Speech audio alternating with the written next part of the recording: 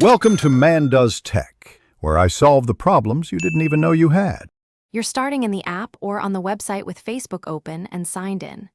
First, tap the profile/menu icon, then choose Settings and Privacy and tap Settings. Once there, scroll to Notifications and select it.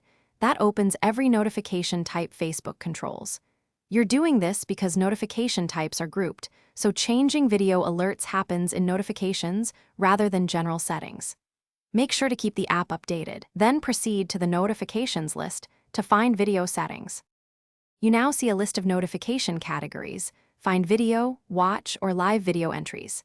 Tap into that section to reveal specific toggles for live videos, suggested videos, watch list updates, and comments on video posts. Turn off push notifications for each item you don't want, and adjust email or SMS options if shown.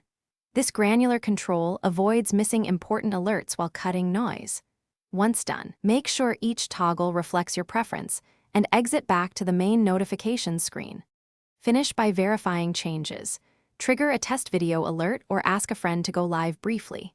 If notifications persist, make sure device-level notifications aren't overriding app settings.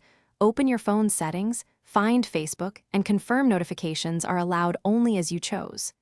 If problems continue, clear the app cache, sign out and sign back in, or reinstall Facebook. And if all else fails, toggle the specific video notification off and on again to force a settings sync with Facebook servers. Thanks for watching. If you found this helpful, don't forget to like and subscribe.